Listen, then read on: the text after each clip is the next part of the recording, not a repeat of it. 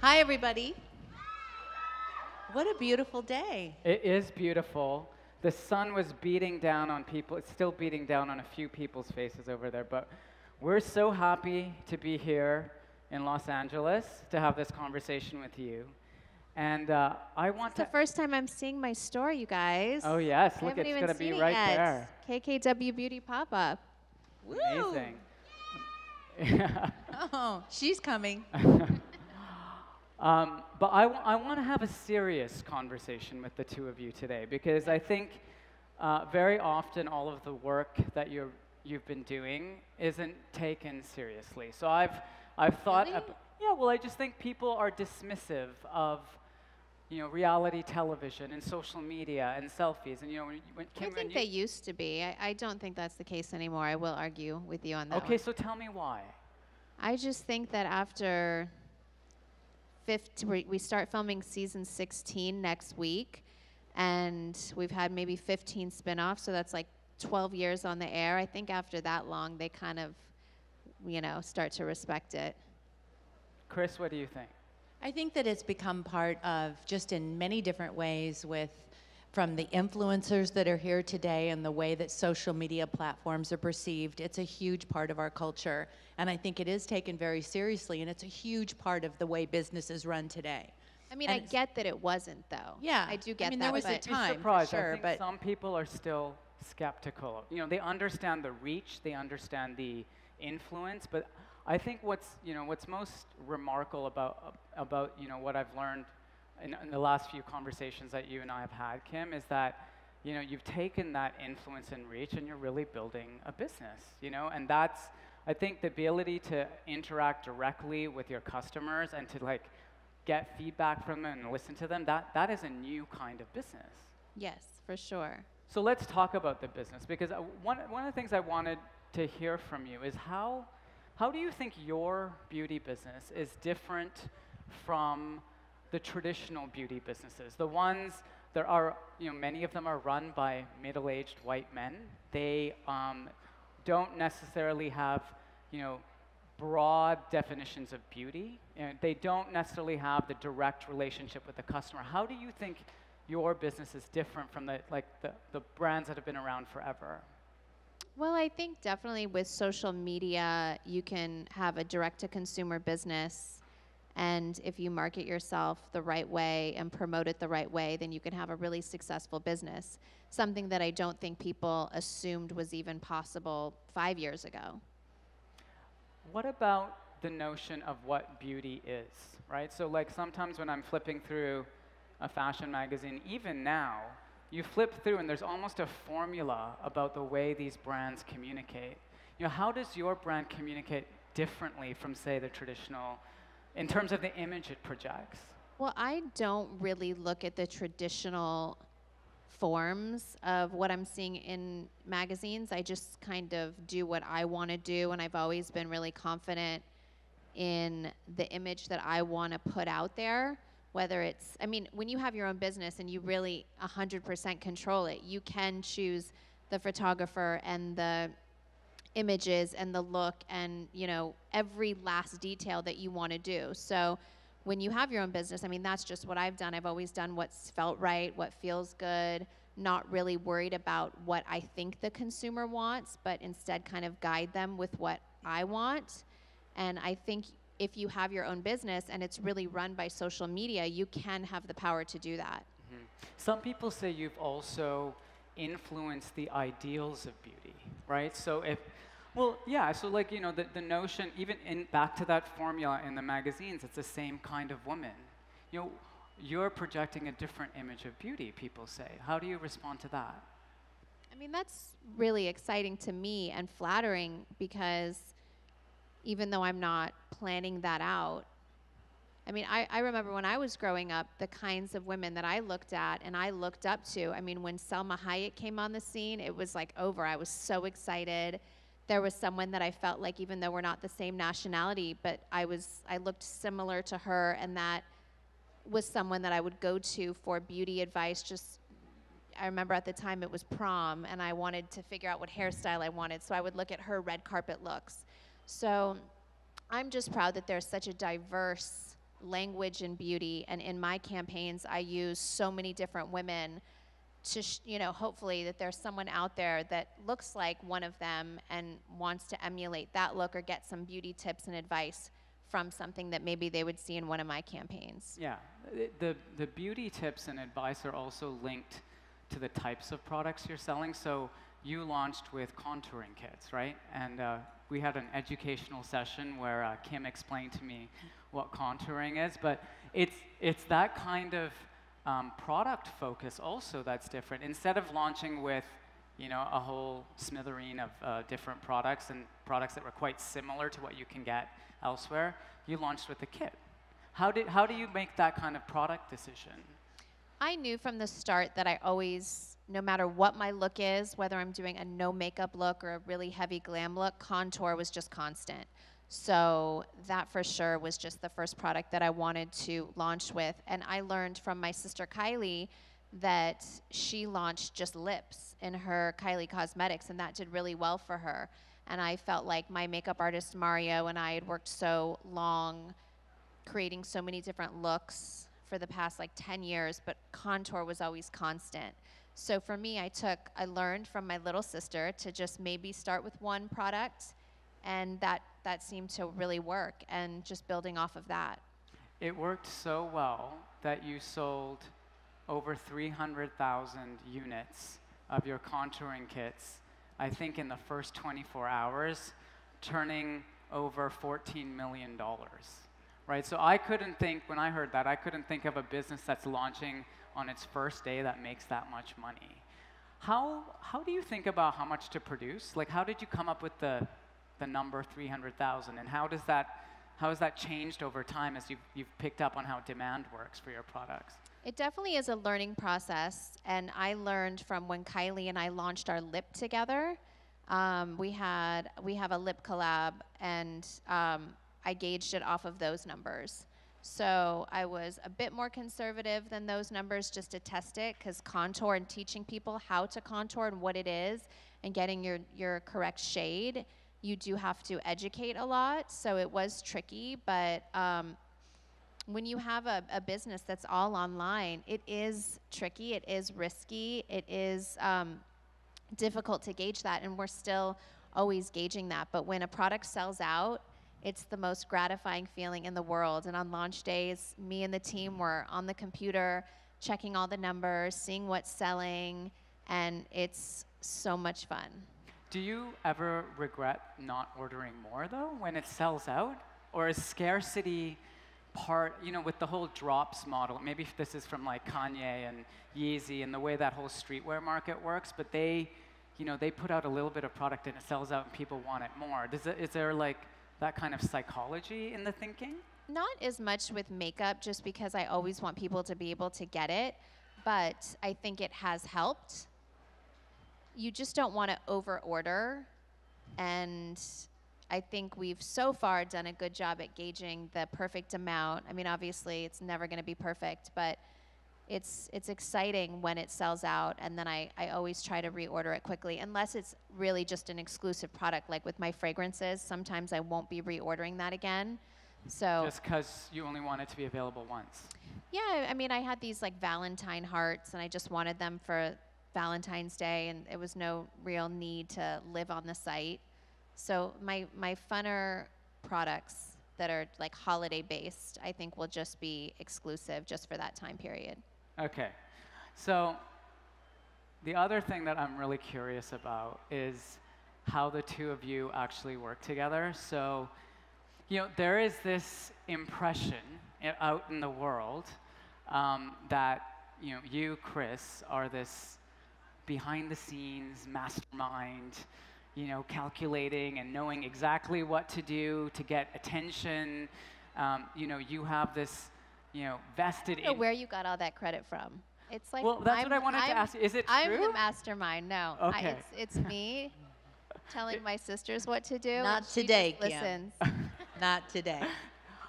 So how do you see it, Kris? Like, you work with all your kids on their different endeavors, and they're all doing well in different areas. Like, how do you see your role you're not involved in the day-to-day, but you're involved in some way or another. Like, how do you describe what you do? Well, I'm definitely involved in the day-to-day because we work together every single day. We work on, if we're not filming Keeping Up with the Kardashians, we're working on Kim's fragrance and makeup and Kylie's brands, and it goes on and on. But I think that the girls are all so creative, and they know exactly what they want. And the last thing that they want to hear from me is what a lipstick, component would look like. So I think for me, my job is really to lead in the direction of where their passion is, how to figure out what a business might look like, help get it off the ground, help keep it running with a great team behind me, and let them do their creative thing. And I mean, Kim is the queen of social media, and she's pretty much taught the rest of us in my family how it's done, whether it's, solving a crisis, putting out a fire, or simply, I remember when there was just Twitter, and that's all I knew about. There wasn't Instagram, there wasn't all these other social media platforms. And Kim was launching a fragrance. And she went on Twitter and posted 2 pictures of a fragrance bottle that was black and pink. And she said to her fans, do you guys like the light pink or do you like the dark pink? And I was like, what are you doing? You're asking on Twitter how to make a perfume bottle? And she goes, yeah. And she had millions and millions of responses and picked the bottle that her fans liked. And that fragrance sold out in minutes because she, did that. And it wasn't even an e-com product. It was in stores for a minute, and people were lining up to get it because they felt like they had been a part of that process. So Kim teaches me something about e-com and social media every day, but my job is really to keep it all going, keep the train running. So when you're keeping the train running, like, what's your do you have like a business philosophy or like an approach that you pass on to the girls, saying like, this is how you should think about building a business? Well, I think, my business philosophy to anyone has always been, if someone says no, you're talking to the wrong person. So just never give up. And if you have an idea and you feel passionate about, doing that as a business, and that's what you want to do for the, really make a commitment, then let's go figure out how to do it. Let's roll up our sleeves and find somebody that shares the same joy. I mean, it really gives me incredible joy to be able to find these different things that the girls like to do and go out there and figure out a way to do it. It's very, very exciting. My mom runs a really tight ship, so working for Kris Jenner is a really difficult thing. Like, I don't think I could do it. What's the most difficult thing about it? She just is really demanding. She wakes up at 4:30 in the morning, and she ends her day at about 6 p.m. with a glass of wine. So you have to get everything in between 4:30 and 6 p.m. or she's not having it. Wow. Okay. Which is just really tough. Okay. How did you start becoming a manager in the first place? I mean, who was the first person you managed, and how did that happen? Well, the first person I managed was in 1990, I guess, and that was Bruce Jenner. Okay. And I did that because I had to figure out a way to feed my kids. So, and make a living and pay the rent. And so it was a necessity, and I figured it out really fast because there were a lot of kids. And what were you doing with Bruce at the time? He had some experience in doing motivational speaking. And so I said, I think this would be a great way for you to go out and get back out there and kind of work on your speech, write a book. And in those days, I barely had a computer. We were using a typewriter. So we did press kits and made copies, like 7,000 by hand, and sent them to every single speakers bureau in the country. Right. And waited for the phone to ring. Right. And it worked. So we started and so then a tour. That evolved into becoming a manager. Just managing the whole process, managing the speaking engagements, managing, several other people. And then as my kids got older and we started doing our television show, it just exploded that way. Got it. So another thing that struck me, and you mentioned Kylie earlier, but so you have these girls, they're all doing their own thing. What if they get into competing categories? Like, how do you guys? I know, so Kylie does lip kits, and you did the contouring kits. Like, one day, is there a collision where you're doing the same products, or do you sit around a table saying, okay, I'm going to do this stuff, and you're going to do this stuff? Because it all seems very well. We do map it out. We do have meetings. We don't have There's a meetings roadmap. about formulas and specific products and packaging, but if, like, I just launched lipsticks, and so she has lipsticks, so we make sure that the formulas are completely authentic to me and her formulas are authentic to her, and we run them like they're two totally separate businesses.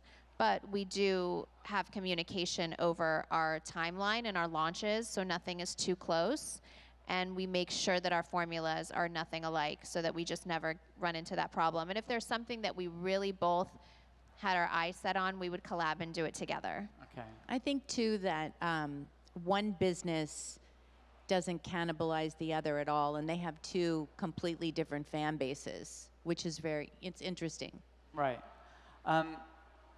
What about that roadmap you mentioned? So when you say there's a roadmap, Kris, what does that roadmap look? I'm just really curious how, because back to being the mastermind, like, how does that all work?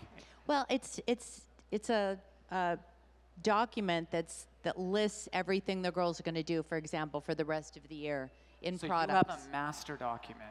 And we add to it and, subtract from it and make sure that one thing doesn't, get in the way of another, and that it makes sense. And, you really have to put some heavy lifting into exactly how you're going to roll things out and what makes sense for each girl's brand and who's doing what. And, it's a daily conversation. It's a big deal because they have so many things going on. So every day I'll come to work and I feel like I'm working for a different company or a different brand. It depends on what needs to be done. But I think for me, and dealing with what we deal with internally as a family, we have to have a spreadsheet basically on who's doing what when, so it's all smooth. Whiteboards all over the office. Really? Yeah. I'd love to see those. They must be quite expansive. They're top secret. They're top secret. Yeah. You do a lot of different stuff. What happens when we've all been privy to the disagreements that sometimes crop up in a family, right? What happens when those kinds of disagreements spill over into the business? So, Has that ever really happened?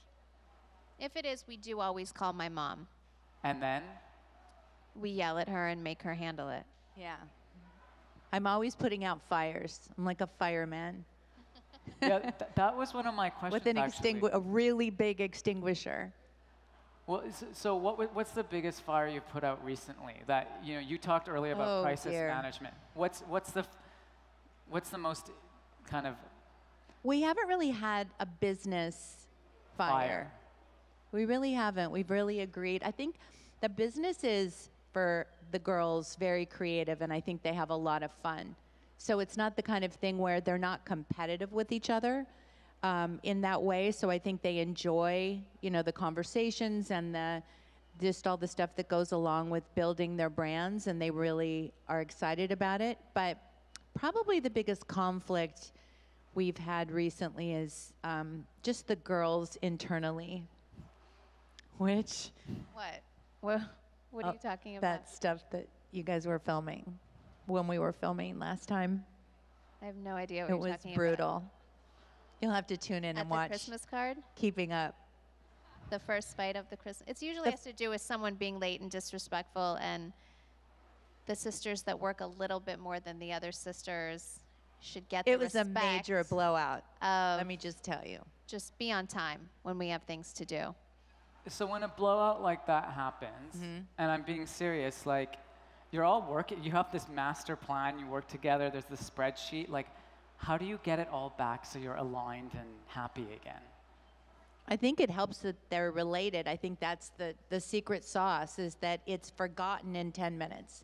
Like, they'll have a blowout. Not this last fight that she was talking about, though. It is like strung out over the first 3 episodes of our next season. that airs next month.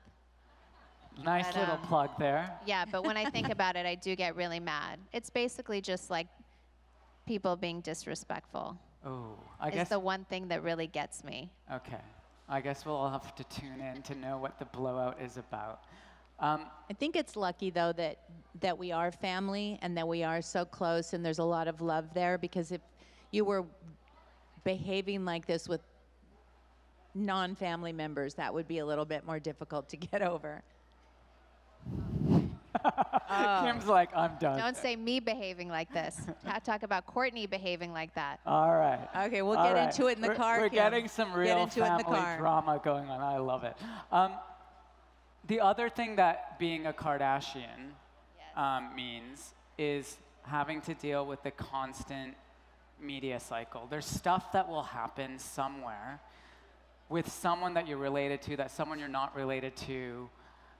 It could be with Kanye. It could be with, you know, an ex of one of your sisters. Something happens, and the whole Kardashian brand is all over the internet in this like constant cycle of news. How does that sync up with trying to build a brand that's also got Kardashian in it? Like, how do you know, you're building this like aspirational beauty brand, and then there's like all this Kardashian stuff all over the internet, and you know, there's all a backlash about something.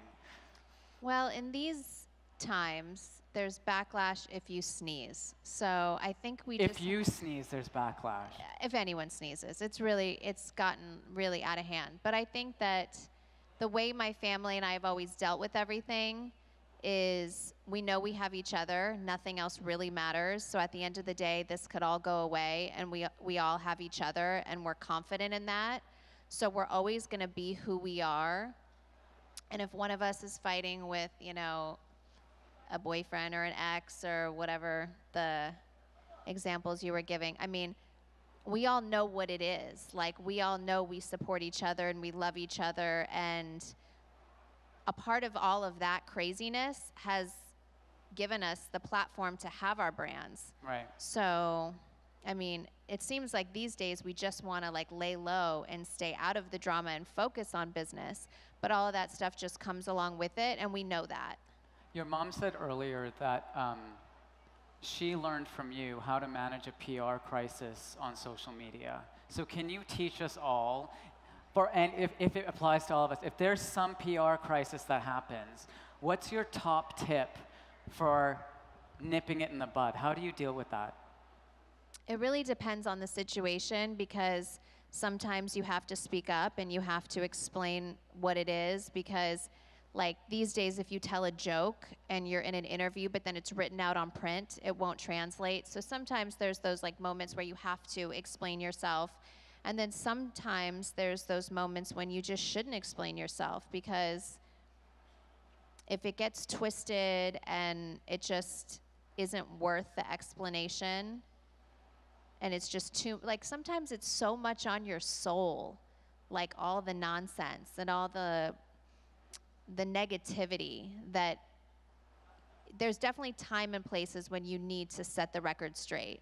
But then sometimes it's just not worth that energy. How do you know which situation is which? Like, can you give us an example of a situation where you knew you had to speak up and say something?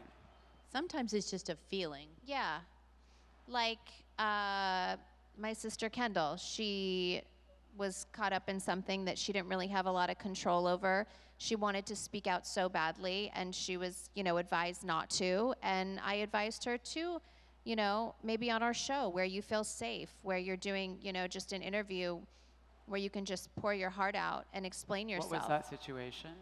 Oh, my mom's going to get mad at me if I bring it up. Just a situation. I mean, so it just depends, you know, if you're, it really is a feeling of when you should speak up and when you shouldn't.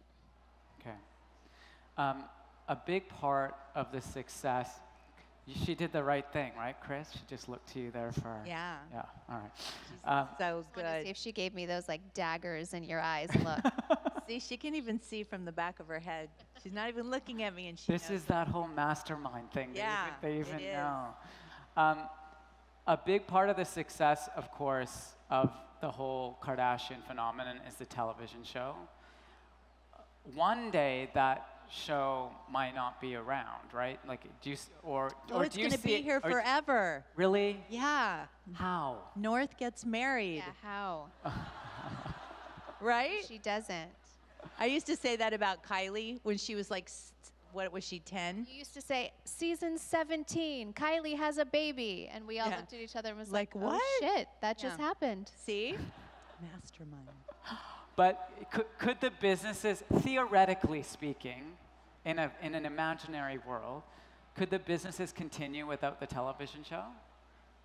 Oh, I think so. I think there's many examples of girls who are friends of my kids and Kim and everybody that did reality shows way before we did one, and they had businesses that they developed 5 years after their show ended. So I think it's, I think it has something to do with their presence on social media and just the different things Yeah, that I they think do. now with social media really is its own show. You can have a business with or without being visible on TV. But we love what we do. We hope it continues for a long time. When North gets married?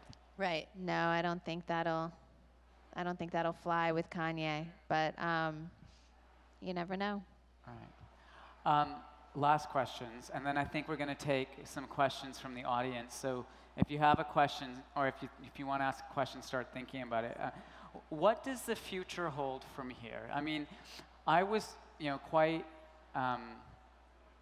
moved by the recent intervention that you made in that prison reform situation when you went to the White House. I thought that was a really incredible way to use your reach. But do you see, so you've gone from like reality star to social media sensation to, beauty entrepreneur to activist. Like, if there's a plan, like a master plan, do you have an idea of where it's going next? I really love what I do, and I think the success that we had pardoning Alice, the woman that was in prison, was so deeply touching to my soul that I don't want to stop with just one person. And I saw you sent out another tweet to the governor of California about that. Yes. Yeah. Yes, and there's some positive things happening with that I'm excited about. I was telling my mom, you won't believe, I just got home and I have like a stack of letters from prison. Really? So I have to start going through them. But I mean, I didn't plan on being an activist. I just did something that I thought was the right thing to do, and I felt like I had the resources to do it. But the feeling that it gave me, I definitely want to see my life continuing in that area, because that was just really satisfying. Yeah. Well, congratulations. I thought it was a really powerful way to use your reach and a really important cause, because obviously there's lots of situations like that, as we all know. So we now have a few minutes only to take some questions. So if you have a question, please raise your hand. I see one question in the back there. Please introduce yourself and don't give a speech, ask a question. Thank you. And then could we get the microphones over here too, please, in the back there? Yep. Oh, hi, my name is Justin. My question is, having a family, your career, and personal relationships, how do you guys all keep that, how do you, so consistent, I'll say, I hope I'm saying that properly. How do you guys keep it consistent where you have time for all of that and still have time to take care of yourself in the time being? I hope that made sense. I think it's definitely a juggling act and a balance all the time. And you have to make time for yourself. I know I often say to Kim, she's going to kill me for saying this, but she will get a spray tan or a beauty treatment done at midnight. Like, I look at her schedule and she'll do something like this, and then she'll have meetings and she'll have a dinner, and she's still going at 2 o'clock in the morning, and then she gets up at 6 and gets her kids ready for school. So, or she gets up at 5 now and works out. So she's doing what I used to do when I was her age. And as you get older, I'm 62 years old and I'm exhausted. a lot. I and think you I just mean, have just to making make it. time for yourself, you have to make time for yourself. Whether it's taking a few days away, if you have kids, it definitely is really crazy. So, but you also have to give time to them. So hence the like midnight spray tans. I'd rather do everything when they're sleeping. But it's not even an option. Like you have to take time out for yourself no matter what you do, or you will literally go crazy. Okay. There was a question on the side there. Yeah. Could you please stand? Sure. Thanks. Well, thank you for being here, actually. I came all the way from Paris to just like see you guys. I have actually Paris, a question. France? Yes, oui. And I know Olivier Bon, anyhow. I'm not gonna make a speech. So, but I had a question actually. What I want to say bravo, because what you did for the fashion industry, the haute couture, but not haute couture, but fashion, you really broke a stereotype. And you know what I'm talking about when you're talking about Vogue, when you're talking not being like the typical girl that you saw in the 80s, 90s. And you did that. You created a great relationship with Riccardo Tisci. You created, with Olivier. And you really made this road for different looking women, beautiful women, of course. So how did you got into it? What was like, I'm sure it wasn't on purpose, maybe it was, but what made you want to do that? Did you yourself go in to see all the editorials, or was it them that were looking at you? Was it prepared? Can you tell us just a little bit about that? Yeah, well, I mean, I always thought I had really good style until I met my husband, and he told me that I had the worst style. And so he was really nice about it and cleaned out my whole closet. I probably had 250 pairs of shoes, and when we were done cleaning it out, I had 2 pairs left. And I cried, and I remember this like yesterday. The shoes were piled up on my floor from the floor to the ceiling, and we went to the Laker game. And we came back home, and my closet was filled back up with all new stuff. And we kept everything. Which Kanye bought for you? Yes, Wow. yes. And all like racks of clothes, just designers I had never heard of before, like Lanvin and Givenchy, and like I didn't know that then. And I kept everything because it was like really sentimental to me. And he had all these fashion books, and Karine Rotfield, and like just all these books, and wanted and said, one day Karine will style you. And I was like, yeah, right, I don't know who this is. And now she's like one of my good friends, and I wanted to learn. Like I wasn't offended when he said that and when he did that, and he wanted to teach me. And we kept a whole room of all my stuff on racks in case I felt like I wanted to go back there and wear some of that stuff. But I went to Paris, I started meeting with these people, and no one would dress me at the beginning, and we would finally get a little in, and then Ricardo would dress me, and he was the first person to really take a chance on me, and he would teach me so much about the fits and cuts and how I should wear things. And then I became really close with Olivier, and none of the samples would fit me, and so they started to design things that were more curvy and that would fit someone that had more my body type. And that was like such a proud moment when he did like a whole collection that was really curvy with corsets. And so, yeah, it became a really great relationship. And I've loved fashion ever since because I've loved learning so much about it. And with that, I think I have time for one more question. So the young woman in red there, yeah. Thank you so much. You are great in discovering the new trends, and beauty is a new fashion now. So what's the next beauty then? Ooh. I mean, I think highlighter is really just having a big, big moment. For me, I kind of look to my makeup artist, like Mario, to help me when I want to do something more different and fun. Like we have our palette, and it has this bright electric blue color, and that was really something that he picked that he felt would be a really trendy color, and it is. Like everyone's wearing the blue eyeshadow right now. I tend to love really neutrals and basics and just kind of bling it up with a little bit of highlighter. So yeah, I would say. Right.